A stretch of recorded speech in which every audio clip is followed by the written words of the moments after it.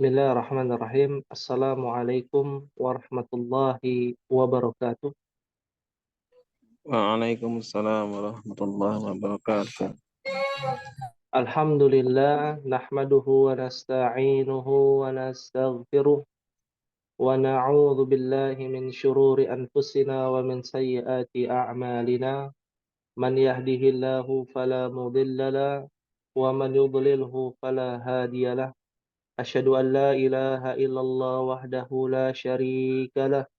وأشهد أن محمدا عبده ورسوله اللهم صل وسلم وبارك على نبينا محمد وعلى آله وصحبه أجمعين اللهم انفعنا بما علمتنا وعلمنا ما ينفعنا وزدنا علما أحبتي في الله إخواني في الله rahimani wa rahimakumullah. Alhamdulillah, segala puji kita panjatkan kepada Allah Jalla wa'ala atas limpahan karunia dan rahmatnya sehingga kita bisa berkumpul kembali dalam rangka menuntut ilmu. Dan di malam hari ini eh, berhubung baru 2 orang ya yang hadir, ada beberapa ikhwan yang tidak bisa hadir ya. Jadi kita akan melihat kondisi dan situasi malam ini ya. Kebetulan yang hadir baru 2 orang ya. Khawatir kalau kita nambah materi lagi ya, teman-teman yang tidak bisa hadir hanya mendengarkan via YouTube ini tidak sempurna pentransferan ilmunya. Jadi kita butuh kesepakatan dulu nih kepada Pak Anton dengan Pak Nuruddin, apakah kita lanjut ke dalam durusul lughah tentang materi mudhaf wa mudhafun ilaih, atau kita akan membahas tentang sejarah bangsa Arab ya pada part yang kedua ya dengan penjelasan yang lebih detail. Bagaimana Pak Nuruddin dan juga Pak Anton? Tafadhal Ustaz, Anda mengikut aja. Alhamdulillah, ahlan wa sahlan kepada Pak Iqbal ya telah hadir. Alhamdulillah. Dan Assalamualaikum Ustaz. Waalaikumsalam warahmatullahi wabarakatuh. Ya, jadi kita ingin sepakati dulu ya karena yang hadir ini sedikit ya, 3 orang ya. Kalau mengikuti ya minimal 5 orang ya, 5 orang atau 6 orang ya, kita akan masuk ke dalam pembahasan mudhaf wa mudhafun ilaih. Tapi karena tidak banyak, kita mengambil faedah yang lebih berarti ya. Khawatir kalau kita masuk ke materi nahwu ya, mudhaf wa mudhafun ilaih, teman-teman yang tidak hadir mengikuti YouTube itu kurang mendapatkan pelajaran yang lebih banyak gitu ya. Jadi ini ijtihad ana di sini, bagaimana kalau kita membahas untuk meningkatkan wawasan ilmu bahasa Arab kita tentang sejarah bahasa Arab atau bangsa Arab yang dijelaskan PDF ini, tugas dari kelas JIM ya, kelas C, ada kelas Ummahat ya yang membuat PDF ini. Bagaimana ikhwan sekalian, sepakat ya? Muafik insyaallah. Muafik insyaallah. Muafik insyaallah. Muafik Ya, insyaallah. Baik. Alhamdulillah ada 4 nih. Kalau nanti nambah lagi kita mulai. Waalaikumsalam warahmatullahi wabarakatuh. Mari berjalan ya. Nanti kalau sudah ada 5 orang, 6 orang, kita akan potong masuk ke pelajaran mudhaf wa mudhafun ilaih. Nah, bangsa Arab kemarin kita sempat membahas ya. Bangsa Arab ini ya. Dan menurut bahasa Arab itu adalah padang pasir, tanah gundul ya, dan gersang yang tidak ada air dan tanamannya. Dan Jazirah Arab itu dibatasi Laut Merah, Gurun Sinai di sebelah barat, di sebelah timur dibatasi Teluk Arab, dan sebagian besar negara Irak. Bagian selatan, di sebelah selatan dibatasi Laut Arab yang bersambung dengan Lautan India, dan di sebelah utara dibatasi negeri Syam. Dan sebagian kecil dari negara Irak sekalipun mungkin ada sedikit perbedaan dalam penentuan batasan. luasnya membentang antara 1 juta mil kali 1.300.000 mil, ya. Ini secara singkat, ya. Dan ikhwan sekalian juga harus tahu ya, bahwa Gunung Sinai itu menjadi batasan, ya.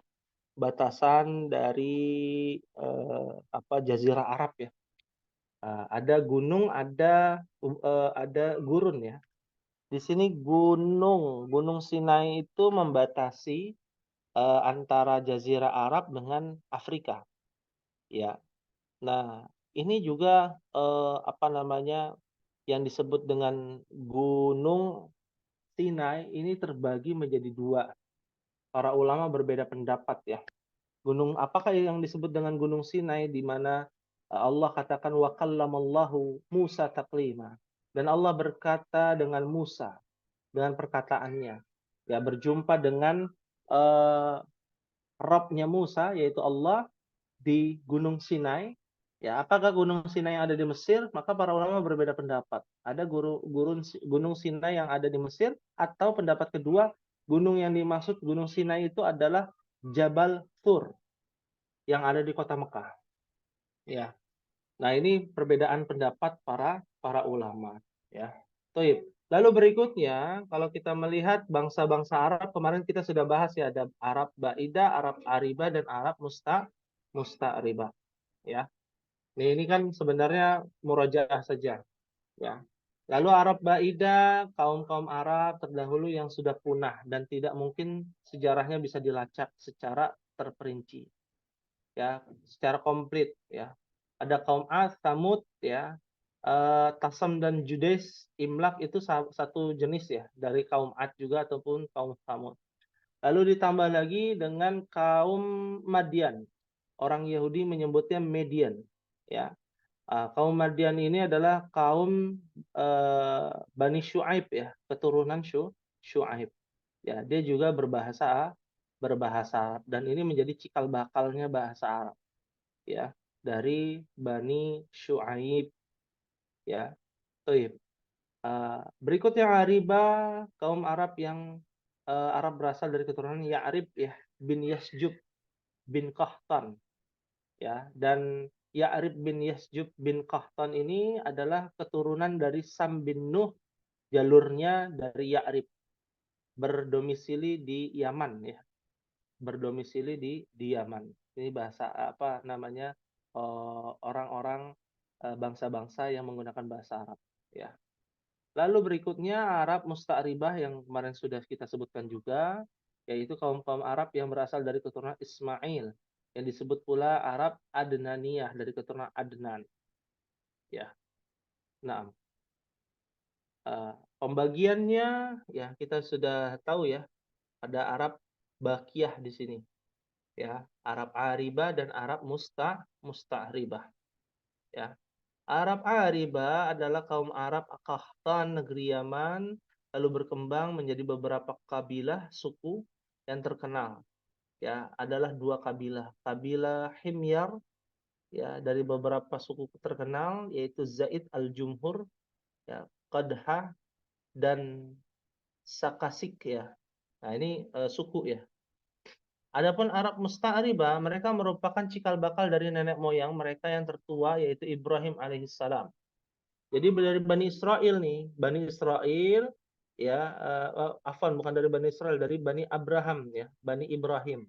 Dari keturunan Ibrahim maka lahirlah Ismail ya, dari istrinya. Ibrahim namanya siapa ya ikhwan?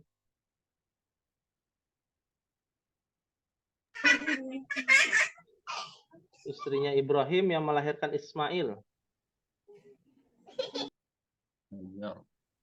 Hajar ya. Hajar. Hajar ya. Orang Nasrani mengatakan itu adalah Hagar ya.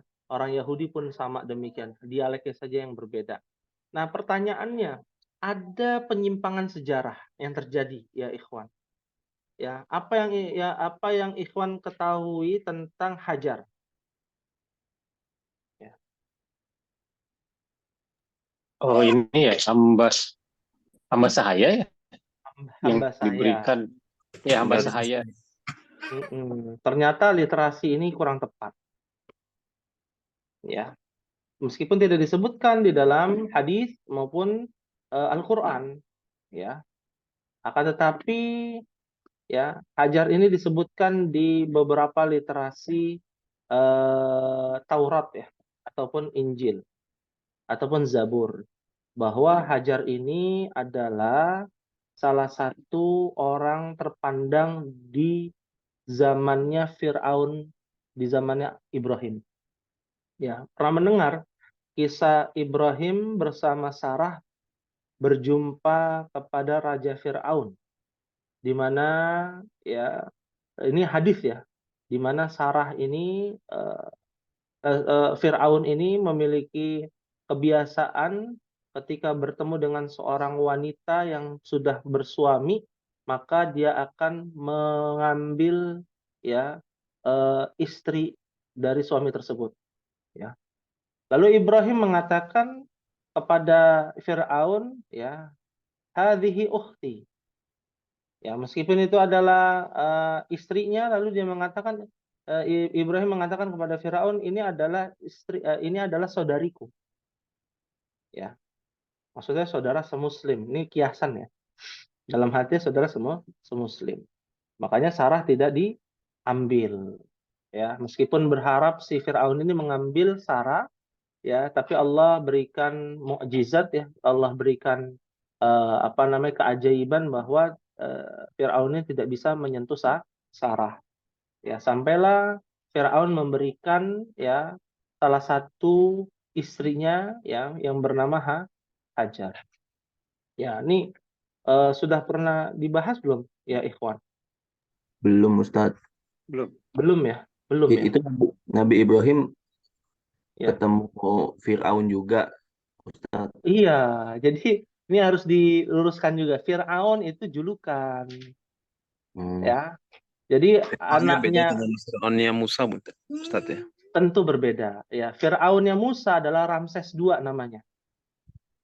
Ya, Firaunnya zaman Nabi Ibrahim itu adalah bapak-bapaknya Ramses II. Ya, jadi Firaun itu julukan. Kalau Ya. Namrud ada, Ustadz. Kalau Namrud itu bukan di Mesir, dia di Irak. Beda. Ya, beda tempat. Ya, beda tempat. Bisa dipahami insya Allah? Insya Allah, Ustadz. Insya Allah. Tapi kejadiannya itu pada Nabi Ibrahim. Seperti itu. Ya, jadi Hajar itu bukan hamba sahaya. Ini wanita terhormat. Ya, sangat keliru kalau ada yang mengatakan adalah hamba sahaya. Wanita terhormat, ya, dari situlah cikal bakalnya kaum bangsa Arab ya. Ya. Dari Hajar ke Ismail, ya. Dari Ismail berketurunan dengan warga sekitar ya yang ada di Mekah, ya. Maka jadilah Arab musta'ribah. Ya. Nah, ini kenapa kita sampaikan agar kita memahami kedekatan antara Islam ya lughah al-Arabiyah wal lughah ya Ibrahimiyah. Apa lughah Ibrahimiyah? Apa lughah Ibrahimiyah? Bahasa Bahasa bahasa Ibrani. Ya, bahasa Ibrani itu bahasa Ibrani ini bahasa yang disunnahkan Nabi loh. Ya. Setelah bahasa Arab. Ada salah satu sahabat ya yang diperintahkan untuk mempelajari bahasa Ibrani. Ya. Kenapa? Karena begitu dekat antara bahasa Arab dengan bahasa Ibrani. Itu yang pertama. Dan faedah yang paling besar adalah kedekatan itu tertuju kepada masalah akidah. Ya. Kalau Ikhwan tahu, ya, apa yang disembah Yahudi, orang-orang Yahudi? Apa ya Ikhwan? Oh, kalau saya sempat cari sih ada yang bilang Yahweh atau Elaha itu ya, Ustaz. Ya, itu bahasa Ibrani ya, bahasa Ibrani, Elaha, Yahweh gitu ya. Tapi sebenarnya Yahweh itu tidak ada di dalam Taurat. Ya, di dalam Taurat itu yang disembah adalah Tuhan yang mengkuduskan dirinya sendiri. Ya, artinya agama Yahudi ini menyembah kepada monoteisme, sama dengan Islam. Ya, makanya kita diperintah untuk belajar karena syariatnya berbeda tapi tujuannya sama. Ya, hanya saja perbedaannya ya di dalam Islam yang harus diikuti adalah Islam setelah Nabi diutus. Ya. Nah, akan tetapi kalau Nabi tidak diutus, belum diutus, ya, maka kita boleh mengikuti di antara syariatnya Ibrahim atau kita sebutnya Bani Nuh. Bani Nuh ini adalah keturunannya Nabi Nuh, ya, yang dijelaskan di dalam Taurat, Zabur dan Injil, ya. Nah, dari sini harus kita pahami ya, bahwa bangsa Arab ini dekat sekali dengan orang-orang Bani Israel yang diberikan Allah menjadi bani atau keturunan yang di eh, diutamakan atau diberikan keistimewaan, ya. Fahimtun insyaallah. Fahimna Fahimna insyaallah. Insyaallah. Baik. Nah, berikutnya Ana akan sampaikan lebih detailnya dalam bentuk PDF juga, bahwa secara teoritis bahwa bahasa Arab merupakan bahasa yang tumbuh, hidup dan berkembang. Ya, ditulis lebih dari 400 juta jiwa di negara-negara yang membentang dari Timur Tengah dan semenanjung Arab hingga Afrika Utara pun seluruh Asia. Ya. Maksudnya apa? Kalau ikhwan sekalian buka peta dari Mesir awal ujung Afrika sampai ke Afrika Utara ujungnya adalah Maghrib. Negeri Maghrib atau dalam bahasa Indonesia apa? Maghrib ini kota apa? Maroko. Maroko. Sahih. Ya, tempat yang fenomenal dan masih ada keturunan Nabi ya katanya di sana ya. Maghrib itu menggunakan bahasa Arab. Itu ujungnya Afrika itu semua berbahasa Arab. Ya, sampai dari Mesir sampai ke Maghrib ya. Lalu dari Jazirah Arab pusatnya adalah di Yaman, Arab Saudi sampai ke Irak ya. Meskipun sebagian Irak yang dibebaskan oleh sahabat Sa'ad bin Abi Waqqas berafiliasi dari bangsa Faros. Bangsa Faros itu bangsa Persia. Ya, bangsa Persia ini bahasanya Persia dan dia bukan dari jalur keturunan Sam bin Nuh. Ya, ini harus kita garis bawahi ya. Bangsa-bangsa yang dipilih oleh Allah Subhanahu wa taala dari secara bahasa, dari secara etniknya, dari secara populasinya itu ditinjau dari keturunan Sam bin Nuh. Ya. Seluruh bangsa-bangsa dari keturunan Sam bin Nuh inilah adalah bangsa-bangsa yang kebanyakan diutus dari para nabi dan para rasul. Ya, dari para nabi dan para rasul. Nah, keturunan Ham itu dia harus mengikuti syariatnya Sam bin Nuh. Keturunan Yafith pun sama demikian. Ya. Makanya kalau kita lihat ya, bahasa yang diutamakan adalah bahasanya Sam bin Nuh. Apa saja ya rumpun Samitik itu, bahasa rumpun Samitik itu diantaranya adalah bahasa Aramaik, bahasanya Yesus atau Nabi Isa Al-Masih, ya, Ibrani, ya, bahasa apa namanya Arabia, ya bahasa Arab, ya, dan sebagian kecil pecahan-pecahan bahasa Aramaik, ya. Di antaranya adalah bahasa orang-orang Mesopotamia yang ada di Irak, Babilonia, ya, sampai ke arah selatan, ya, yaitu di Yaman, ya. Adapun ya ini kan berarti bahwa bahasa Arab ini diutamakan. Allah memilih kitab suci ya dari umat-umat terdahulu itu bahasa dari keturunan Bani Nuh yaitu Sam bin Nuh. ya Sam bin Nuh, ya. Kalau kita lihat eh, Taurat menggunakan bahasa apa ya ikhwan? Oh, Ibrani. Ibrani. Bahasa Ibrani, ya. Bahasa Ibrani. Mereka menyebut 10 janji Tuhan. Di antaranya tidak boleh menyembah berhala, hanya boleh menyembah kepada Allah Subhanahu wa taala. Ya. Dilanjut kepada kitab suci yang kedua, Zabur. Zabur ini tambahan dari Taurat ya ikhwan. Harus tahu. Ya. Zabur ini diberikan kepada Nabi siapa? Daud. Daud ya. Nabi Daud. Nabi Wa Daud. ataina Daud Menggunakan zabura. bahasa apa? Wa ataina Dauda Zabura. Sahih. Ya. Menggunakan bahasa apa? Si Ibrani bukan? Bahasa Ibrani. Masih. Ya, bahasa Ibrani, dan bahasa Ibrani nanti kan cabangnya banyak juga tuh. Ya, banyak juga cabangnya. Ya. Lalu berikutnya ada Injil. Pertanyaannya, ini yang menjadi polemik ya di antara para non-muslim ya, orang-orang Nasara ya. Injil ini menggunakan bahasa apa? Harusnya ini Aramaik ya. Ya. Oh, itu bahasa asli Yesus. Apa ya? Ah, Yang terkenal boleh, sih Bang. Latin sih. Apa sekarang kan dulu Italia yang banyak Ya. diterjemahkan. Bahasa Ini Ibrani. bahasa Ibrani ya. Atau bahasa, ternyata kita versi siapa nih? Versi Islam. Kalau versi Islam ya Yesus itu menggunakan bahasa Ibrani. Ya, menggunakan bahasa Ibrani. Tapi orang Nasrani tidak setuju. Ya. Injil itu, Bible itu menggunakan bahasa Yunan.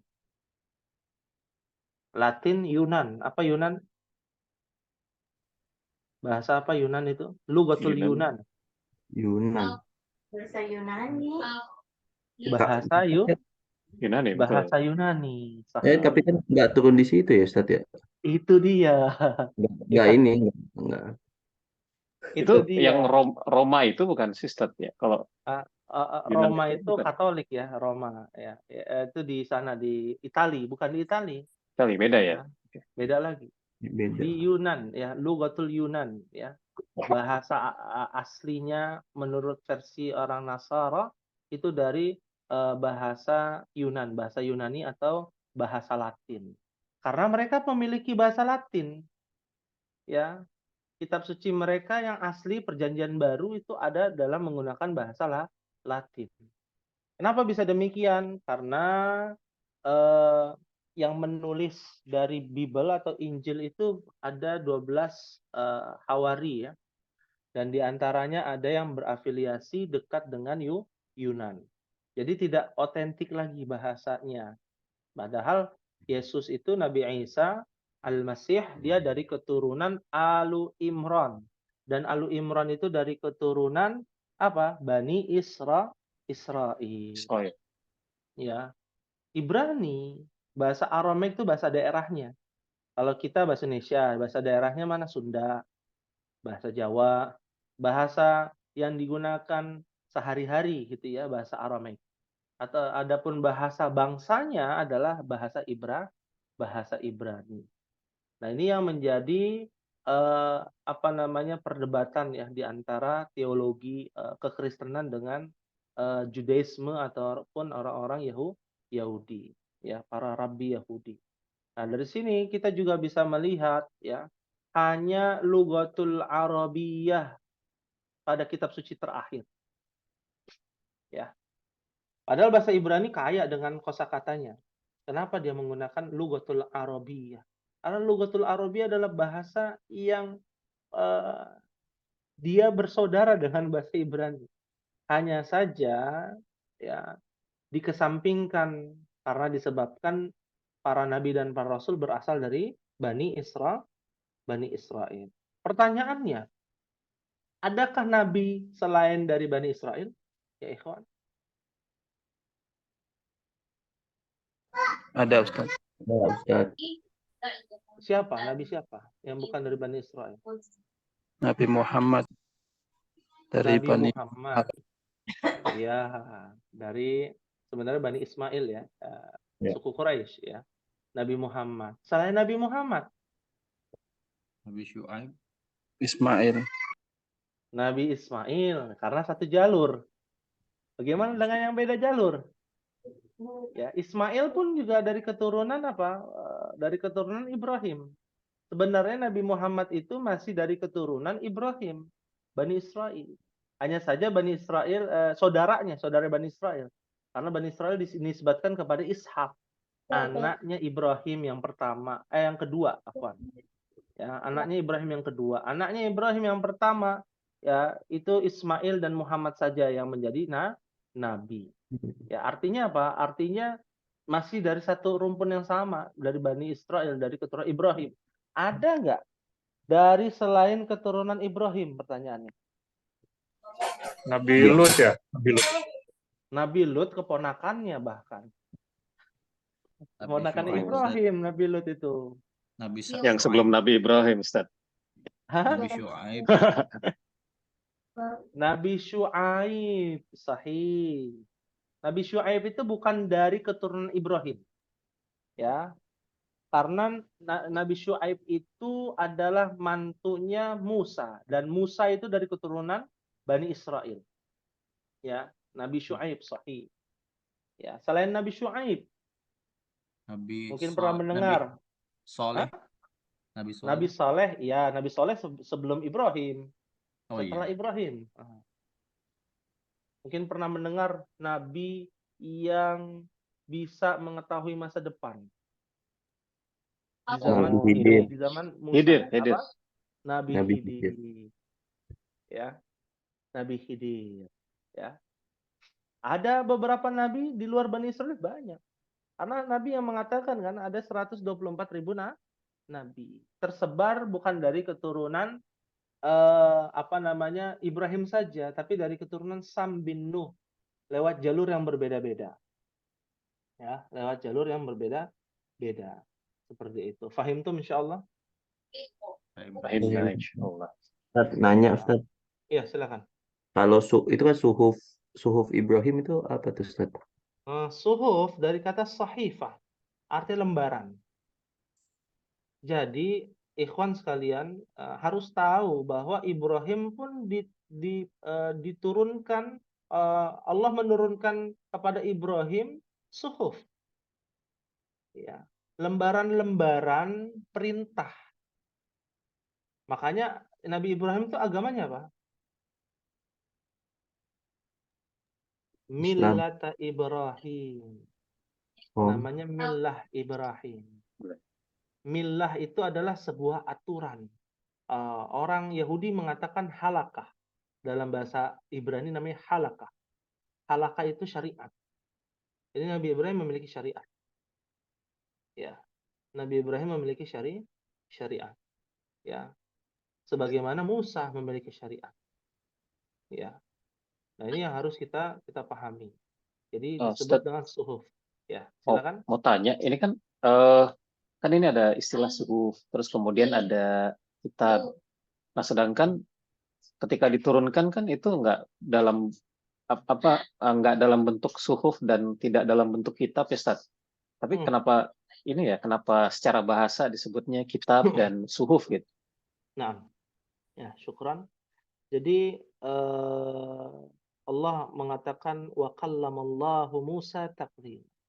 Bahwa Allah memberikan ungkapan, memberikan wahyu itu dengan ucapan. Ya. Lalu Musa mencatat atau menghafal, lalu mencatat ya kepada siapa? Sahabat-sahabatnya Musa. Ya. Semua para nabi memiliki sahabat, pengikut. Ya. Makanya di dalam keyakinan Taurat ya orang-orang Yahudi ketika membaca Taurat itu dia harus menghadirkan 10 orang minimal. Ya. Ini minimal 10 orang. Tujuannya apa? Filosofinya apa? Karena Musa dicatat oleh siapa? Oleh pengikutnya. Jadilah sebuah lembaran-lembaran. Zaman dulu kan lembaran-lembaran bisa dalam pelepah kurma, daun, ya, batu dan lain sebagainya. Ya, jadilah sebuah lembaran-lembaran. Nah, kalau Taurat ya, itu lembaran yang dibakukan. Beda tuh, ya. Ada 10 perjanjian Tuhan yang sudah dibakukan jadilah Taurat. Ya. Ada Suhuf Musa di mana di situ di dalamnya ada perintah-perintah Tuhan juga. Perintah-perintah Allah Subhanahu wa taala. Tapi bukan dalam bentuk buku ya, kitab. Dan kitab Taurat yang dimaksud itu bukan kitab yang kita gunakan ada hardcover-nya, ada lembaran daftar isinya dan lain sebagainya. Dia dalam bentuk apa? Dalam bentuk dari zaman Nabi Musa alaihissalam, lembaran yang diputar ya, atau dilipat-lipat ya. Lembaran tersebut dilipat-lipat ya, dan digabungkan menjadi satu, bukan hanya dalam bentuk seperti buku yang kita lihat gitu ya. Ya. Dan itu masih ditradisikan oleh orang-orang Yahudi. Ya, dalam agama Judaisme ya, mereka masih menyimpan ya Taurat-Taurat mereka. Mereka menyebutnya Taurat ya, Taurat-Taurat mereka. Ya, dan isinya ada yang sudah berubah, ada yang belum berubah. Di antara yang belum berubah adalah ya mentauhidkan Allah, mengesahkan. Agama yang hanya mengesahkan satu Tuhan hanya ada dua dalam peragamaan di dunia ya. Yang pertama Judaisme, menyembah kepada satu Tuhan dengan syariatnya Musa, dan yang kedua adalah Islam, menyembah kepada satu Tuhan. Maka sebutkan satu saja yang penyembahannya hanya kepada satu Tuhan selain Islam dan juga agama Yahudi. Ya. Maka tidak ada satupun orang Kristen, Buddha, Hindu, ya, dan lain sebagainya nyembah kepada lebih dari satu Tuhan. Ya, fahim tuh insya Allah. Insyaallah. Insyaallah. Nah, ya kita lanjutkan dulu ya Ikhwan. Nah, sejarah dari evolusi bahasa Arab dalam rumpun bahasa Afro-Asia yang mencakup lebih dari 300 bahasa. Kenapa disebut Afro-Asia? Karena kebanyakan di bagian Afrika Utara kan ya bahasa Arab itu. Dan Asia itu di Jazirah Arab ya. Memiliki 300 bahasa yang semuanya memiliki penulisan, kosakata dan dialek masing-masing. Ya. Artinya apa? Kalau ikhwan sekalian sudah pandai berbahasa Arab, atau anggaplah kita bertemu dengan orang Arab asli. Nah, orang Arab asli ini, Arab Saudi, ya contohnya, karena musta'ribah dari Mekah, ya. Nah, orang Arab Saudi ini bisa tahu, oh ini yang lagi umroh nih orang Palestina, dari logatnya. Oh ini dari Yaman, oh ini dari Maroko, dari Tunis, dari Aljazair, ya, dari Urdun. Ya. Apa Urdun ya, ikhwan? Urdun itu Yordan. bukan. Yordan, Oh, sahih. Yordan. Oh. Iya. Jadi Itu Arab Urdu itu Yordan maksudnya, Ustaz? Urdun, bukan Urdu. Oh, beda ya? Oh, oke. Beda. Ya, Lughatul Urdiyah yang ada di buku tuh, di buku Durusul Lughah pelajaran ke-10 itu maksudnya adalah bahasa Urdu, bahasa India. Beda. Urdu dengan Urdun ya. Dun pakai nun di akhir. Yordan ya, bahasa Arab. Ada Lubnan. Lubnan itu Libanon. Ya, itu tempat bersejarah ya, dari Libanon. Syam itu tempat bersejarah ya, Asyratus Sa'ah, tanda-tanda kiamat kubra. Ya, luar biasa kalau kita tahu secara bahasa, begitu apa ya namanya, bisa kita ambil faedah lebih banyak dari Lughatul Arabiyah. Ya, baik. Lalu kita lanjutkan ya, hidup, berkembang ya, dan jejak tertulis pertama bahasa Arab ditemukan oleh sebuah prasasti pada abad keempat di Gurun Suriah. Ini kan teorinya ya. Nyatanya sejarah faktanya demikian ya, yang ada di apa namanya peninggalannya ya. Ya, artefaknya ada di 4 Masehi ya atau 400 ya. Ya, ke-4 Masehi di Gurun Suria ya. Dan bahasa Arab merupakan bahasa yang puitis ya, mencakup banyak dialek yang berbeda. Gaya sastra dalam bahasa Arab mencerminkan warisan budaya dari berbagai suku berbeda-beda. Ya, contoh misalkan orang Arab itu biasa mengatakan apa namanya al-ghani ya, huwa yatbuhu at-tabbah yatbuhu fi kulli yaumin ya fi hadzal bait misalkan. Ada istilah dalam bahasa Arab, orang kaya adalah orang yang tiap hari masak di rumahnya sampai mengebulkan dapur rumahnya. Ya, itu kan secara ini kiasan ya, maksudnya yang disebut orang kaya yang ngebul ya, masak tiap hari masak ya, itulah yang disebut dengan orang kaya ya, dan lain sebagainya dari kaidah-kaidah, bahkan sudah masuk ke dalam ranah usul fiqh. Usul fiqh itu adalah kaidah-kaidah ketika kita mendapati sebuah kasus hukum yang tidak sesuai dengan hukum aslinya, maka kita harus bertindak sesuatu. Misalkan ada 2 pilihan ya, antara kita pilih A dan kita pilih B.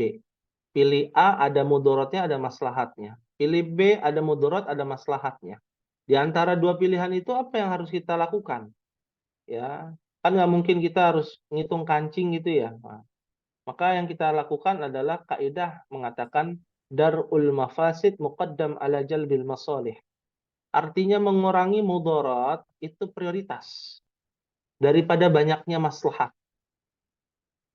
Artinya kalau ikhwan sekalian mendapati sebuah kasus A dan B, harus memilih di antara keduanya. Ya, maka pilihlah yang mudaratnya paling sedikit, bukan maslahat yang banyak. Ya, mudaratnya yang paling sedikit apa? Ya, bukan maslahat yang banyak. Oh, ini lebih banyak hal positifnya. Kalau kita kan taunya begitu ya. Positif, negatif, lebih banyak positifnya kita ikuti. Ya. Nah, positifnya 90%, negatifnya 80%. Dengan positifnya 20%, tapi negatifnya ya itu bisa 1%. Ya. Maka mana yang menjadi prioritas? Yang menjadi prioritas adalah yang negatifnya lebih kecil, ya. Yang mudaratnya lebih kecil. Seperti itu. Fahimtum insyaallah? Nah, Fahimna insyaallah. Insyaallah.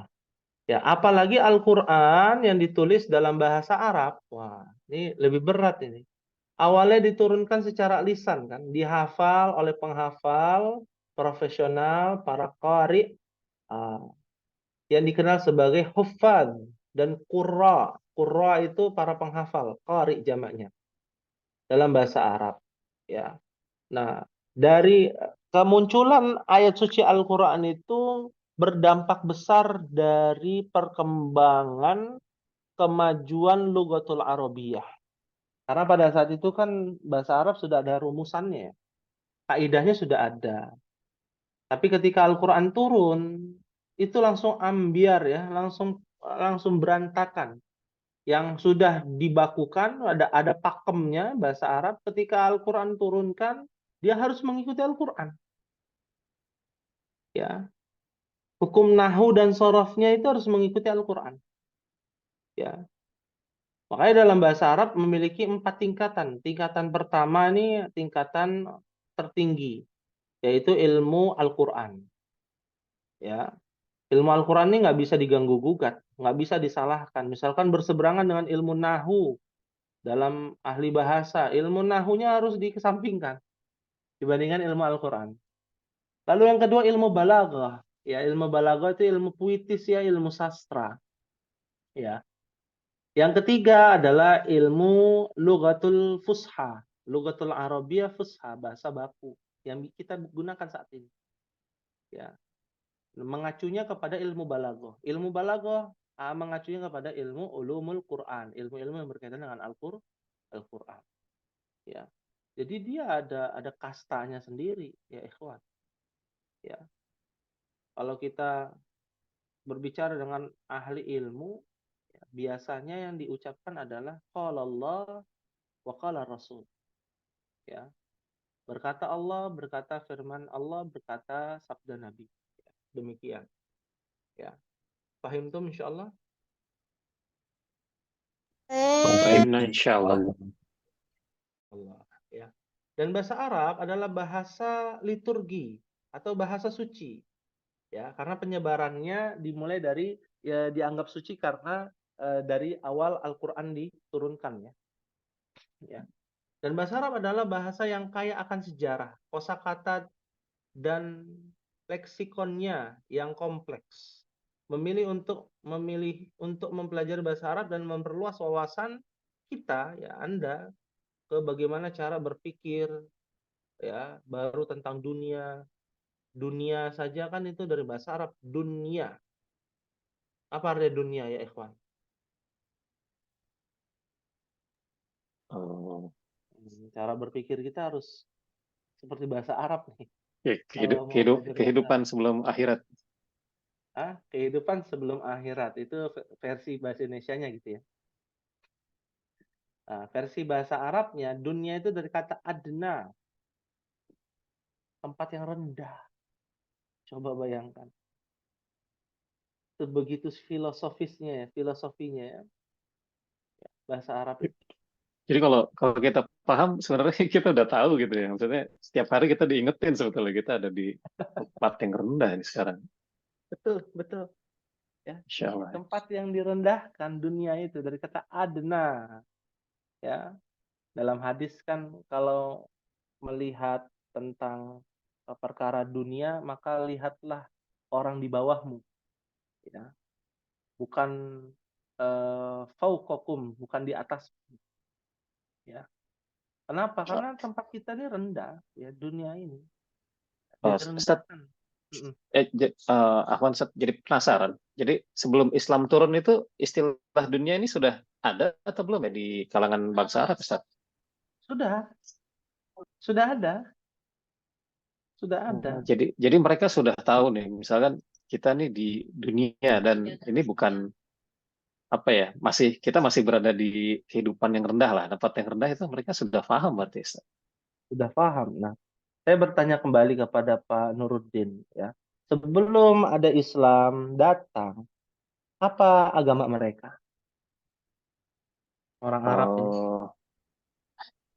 Yang saya tahu sih ada yang mengikuti Ibrahim dan sebagian kecil mungkin ada yang udah Nasrani ya Ya. di daerah Arab. Nah, ya. Jadi bangsa Arab ini memiliki 3 agama ya. Ya, secara umum. Agama pertama adalah agama Millata Ibrahim. Yang dilakukan adalah bertawaf di depan Ka'bah 7 kali dalam kondisi telanjang. Ya. Itu bangsa Arab jahiliyah. Ya. Yang kedua adalah dari Nasara ya. Nasrani itu masuk ya. Dari mana? Dari keturunan-keturunan negeri Saba ya, Balkis. Ya, Sulaiman ya. Nabi Sulaiman yang berjumpa dengan Ratu Balkis ya. Lalu berketurunan ya, ada pengikut Sulaiman ya. Pengikut Sulaiman lanjut ke pengikutnya siapa? Bani Israel kan. Sampai kepada Isa ya, Al-Masih. Al-Masih artinya yang diurapi dalam bahasa Ibrani, dalam bahasa kita artinya dalam bahasa Arab artinya masahayam sahu, yang ditunggu, yang dihapus ya, yang akan menghapus Al-Masih yang palsu yaitu Dajjal ya. Nah, itu Nasrani ya. Domisili di Yaman. Makanya ketika Mekah ingin dihancurkan ya dalam surah Al-Fil ya, siapa yang ingin menghancurkan Ka'bah? Pertanyaannya, untuk siapa saja? Kereta Nasrani. Abraha. Ya, Nasrani. Abraha. Abraha. Agamanya apa? Nasrani. Nasrani, betul. Karena ingin tidak mau disaingi kanisahnya. Kanisah dalam bahasa Arab adalah gereja. Kanisatun, artinya gereja. Ya. Dan yang ketiga adalah Judaism. Judaism atau Yahudi, orang-orang Yahudi. Orang-orang Yahudi, suku-suku Yahudi kan banyak ya, di Arab juga banyak. Ya, dia berketurunan juga di sana. Di zaman Nabi pun ada ya, suku Khazraj itu orang-orang Yahudi ya, dan lain sebagainya. Ya. Nah, ini agama sebelumnya. Jadi, mereka meyakini bedanya agama Islam dengan agama samawi yang lain apa? Ya, nggak ada bedanya soal masalah Tuhan. Ya, Tuhannya orang milah Ibrahim siapa? Allah. Apa buktinya? Lihat anaknya, bapaknya Nabi Muhammad SAW mengikuti agama milah Ibrahim yang bukan Hanif, yang sudah menyimpang. Namanya Abdullah, hamba Allah. Hanya saja, ya, dia menyembah selain Allah juga. Itu perbedaannya. Orang Nasrani juga sama. Tuhan Bapa kan begitu ya. Tapi Tuhan Anak juga disembah. Ya. Orang Yahudi menyembah kepada Allah, tapi dia tidak mau mengikuti syariat selain Bani Israel. Paham tuh, insya Allah. Ustaz, Baik, kalau Pak. as-sobiin siapa Ustaz? Kenapa? Kalau as-sobiin, karena ada Yahudi, Nasoro, was-sobiin. Oh, wasabiin. Ya, apa artinya as-sabiin? Sabi. Ya. Orang-orang yang mengikuti sama pada milah Ibrahim. Ya. Mengikuti milah Ibrahim. Ya. As-sabiin, ya. Di dalam Al-Qur'an ada kan ya? Kalau dalam Al-Qur'an apa artinya? Di situ disebut as-sobiin. Jadi innalladzina Iya, amanu walladzina hadu wan nasara was-sobiin. ya. Wasabiin itu diantaranya adalah orang-orang yang mengikuti milah Ibrahim. Ya. Jadi milah Ibrahim itu sudah ada. Ya. Dan masing-masing daerah, masing-masing nabi itu memberikan peringatan dan memberikan kabar gembira untuk mengikuti syariat rasul-rasul yang lain. Di antara rasulnya adalah Musa. Ada siapa lagi? Ada 5 rasul ya? Ulul azmi ya? Siapa saja ya, ikhwan? Nuh, Oh. Ibrahim, Nuh, Ibrahim, Musa, Isa, Isa, Muhammad. Isa, Muhammad. Ya. Nimim kalau zaman SD, Ustaz. Apa? Singkatannya Nimim kalau zaman SD. Oh, Mimin kalau Nimim. enggak. Ya, atau Mimin. Ya. Bebas lah. Masya Allah. Zaman SD Ya. disingkat biar hafal. Jadi murojaah ya. Iya, iya, iya, ya. Baik, baik. Nah, inilah yang harus kita pahami nih, ikhwan sekalian. Dan kita lanjut sedikit ya, bahwa tata bahasanya rumit tetapi cermat. Alfabet Arabnya yang benar-benar menantang tetapi kuat akan artistik saat menuliskannya.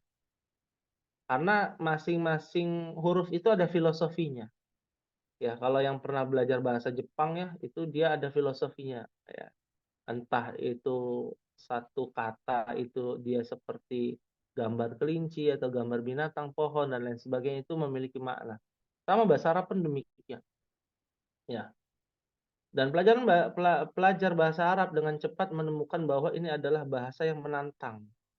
Ya, dan mereka harus berupaya keras jika bermimpi ingin berbahasa Arab dengan lancar. Ini tamparan buat kita ya.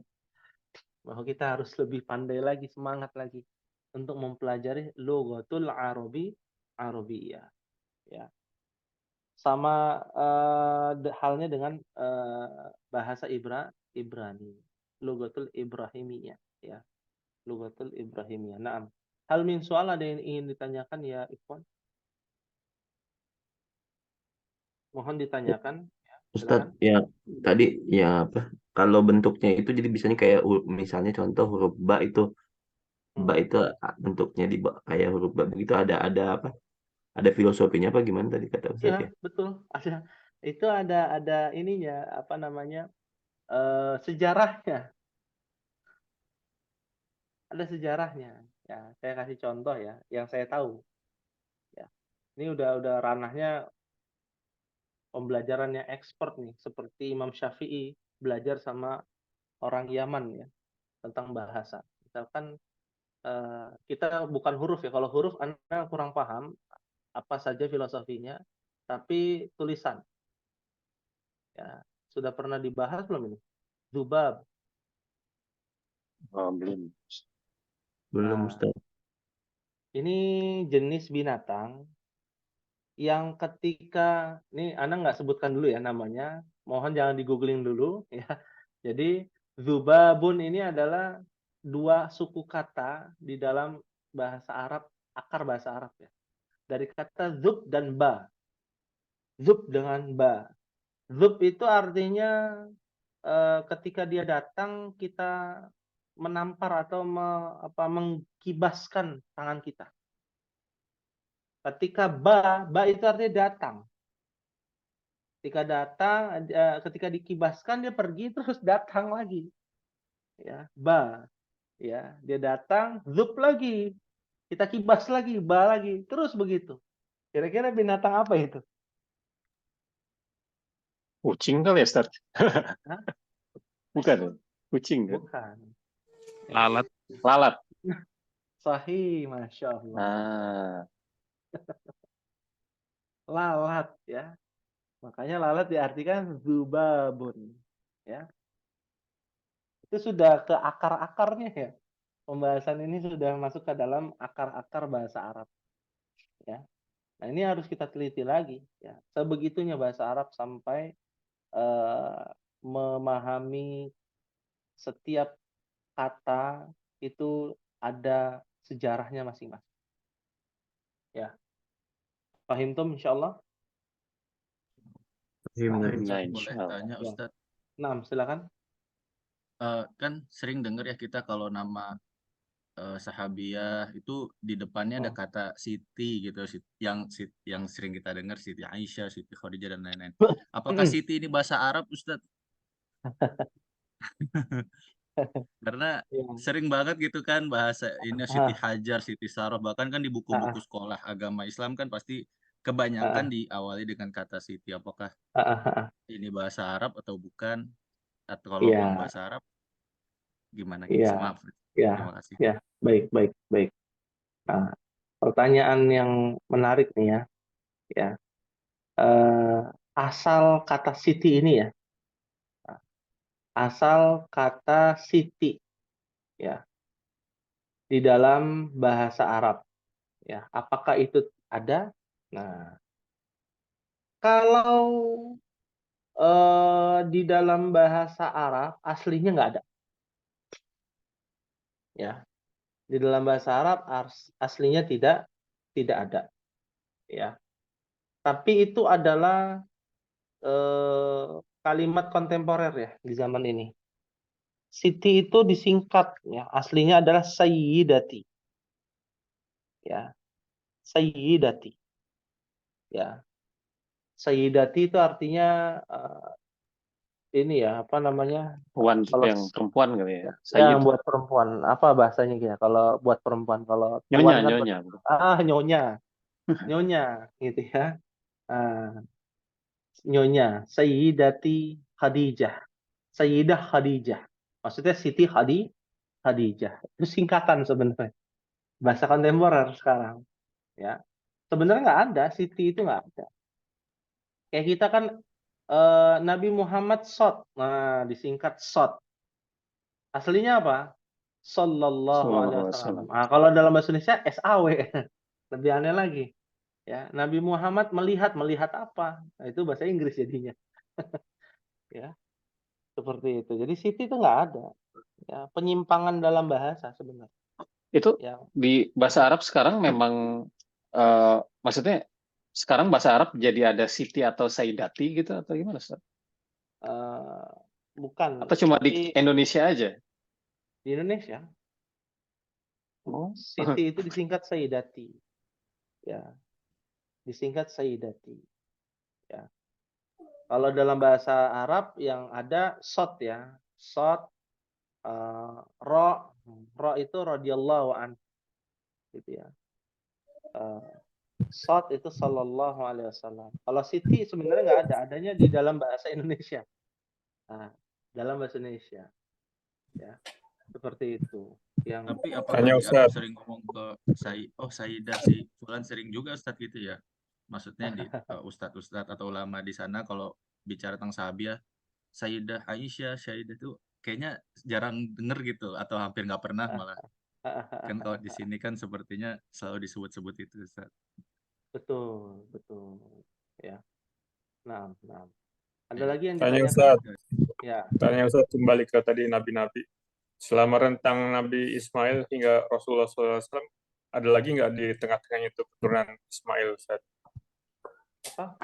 Suaranya di Di antara rentang Nabi Ismail sampai ke Rasulullah SAW itu ada orang lagi nggak? Ada nabi lagi nggak yang keturunan Nabi Ismail?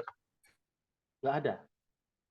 Kalau dalam literasi, baik itu dalam Islam ya, dalam tafsir Ibnu Katsir ataupun Imam Zahabi punya kitab sendiri tentang sejarah-sejarah, itu tidak ada. Ya, hanya setelah Ismail, keturunannya Ismail nggak ada yang menjadi nabi ya dan rasul. Ya, kalau rasul pasti nggak ada, kalau nabi wallahu alam. Karena kan nabi itu jumlahnya ada banyak ya, 124.000. Ya. Adapun yang paling banyak keturunan nabi itu dari Israel ini. Ya. Nabi Israel ini ya, Nabi Ishak, Yakub ya, Yusuf ya. Yusuf aja ada saudara-saudaranya. Sebagian para ulama nabi juga tuh. Bunyamin kan, ya. Musa, Harun ya. Di zaman Nabi Musa aja ada banyak nabinya. Ada Nabi Harun, Syuaib, ada Nabi Yesaya, mungkin pernah mendengar ya. Nabi Daud ya. Daniel ya, itu dari Bani Israel semua. Nabi yang ada dari Bani Israel. Jadi yang kalau kita katakan dari jalur selain Ibrahim itu sedikit ya. Dari jalur selain Ibrahim, dan dari jalur Ibrahim hanya 2 nabi yang dari jalur Hajar. Orang Nasrani menyebutnya Hagar ya, orang yang terhormat, yaitu Ismail dan Nabi Muhammad sallallahu alaihi wasallam ya. Hatta yang di luar dari jalur Bani Israel ya, dari jalur Ibrahim, diantaranya Nabi Ayub juga bukan. Dia bukan dari jalur Ibrahim. Ya, mungkin pernah mendengar Nabi Elia ya, Nabi Elia, Nabi Elijah juga ada ya. Nabi namanya dalam Judaisme itu ada Nabi Baal. Nabi Baal itu nabi yang di luar dari Bani Israel. Ya. Ada banyak literasi itu yang harusnya kita pelajari. Ya, makanya Nabi Shallallahu Alaihi Wasallam memerintahkan kita kan, kalau ada hadis Israiliyat, ya, jangan membenarkan, tapi jangan juga menyalahkan. Ya, boleh kita ambil ibrahnya, boleh. Ya, kita tidak bisa menyalahkan 100% kepada penyimpangan sejarah ya oleh Bani Israel, tidak bisa. Ya, karena di situ ada ibrah juga tuh di situ. Ada yang benar juga. Dan Bani Israel sangat menjunjung tinggi tentang kejujuran. Ya, orang-orang yang pengikutnya ini ya, pengikutnya para nabi mereka itu menjunjung tinggi yang benar ya, yang solehnya. Kalau yang tidak soleh mah banyak gitu ya, tentang kejujuran. Makanya tradisi mereka itu sangat melekat kuat ya, ajaran Taurat ya, dengan ajaran Islam, dan kedekatannya sangat kuat. Sampai-sampai ada ulamanya Rabbi mereka, orang-orang Yahudi, yang membolehkan sholat ya membolehkan ibadah di masjid umat Islam, karena kedekatannya itu luar biasa. Ya, wallahu taala a'lam shawab. Ya, hal min soal qabla Nakhtatim atau ikhtitam sebelum kita akhiri? Ya, Ustaz, jadi penasaran tadi dengan apa Israiliyat dan Nabi Daniel. Itu kalau Nabi Daniel tuh gimana, Ustaz? Maksudnya kan kalau dari yang Anda tahu tuh Umar ya, Umar bin Khattab itu Iya, betul. memahami lah ini Nabi Daniel gitu. Tapi apakah nama Nabi Daniel ini sahih atau gimana, Ustaz? Karena itu kan Iya. nggak masuk ke yang 25 Nabi dan Rasul yang wajib gitu ya. Ya. Kalau di dalam literasi Umar sahih, ya. Umar bin Khattab. Ya. Pembahasan tentang Nabi Daniel yang dijelaskan oleh Nabi Shallallahu Alaihi Wasallam. Makanya tidak boleh dibuka ya ini lagi dikubur lagi gitu ya, karena utuh dia. Khawatir nanti menjadi apa namanya penyembahan mereka seperti itu. Ya, baik. Untuk penjelasan lebih detail, insya Allah di pertemuan yang akan datang, ya, tentang Qasasul Anbiya ya. Ini penting juga sebenarnya kisah-kisah Nabi yang menggunakan bahasa Arab dan menggunakan di luar bahasa Arab. Ya, wallahu a'lam bishawab. Mungkin ini karena waktunya ternyata sudah habis. Insya Allah kita akan lanjutkan pertemuan yang akan datang dan mohon diingatkan ya, ikhwan untuk bisa hadir di pekan depan ya pada semuanya agar kita bisa melanjutkan pembahasan Rasulullah ala Rabi'a li ghairi natiqina biha. Baik, mungkin ini yang bisa Anda sampaikan. Mohon maaf sekali lagi apabila ada kekurangan pada pertemuan kita kali ini. Kita tutup dengan doa kafaratul majlis. Subhanakallahumma wa bihamdika. Subhanakallahumma wa bihamdika, asyhadu an la ilaha illa anta, Astaghfiruka wa atubu ilaik. Wassalamualaikum warahmatullahi wabarakatuh. Waalaikumsalam. Waalaikumsalam warahmatullahi wabarakatuh.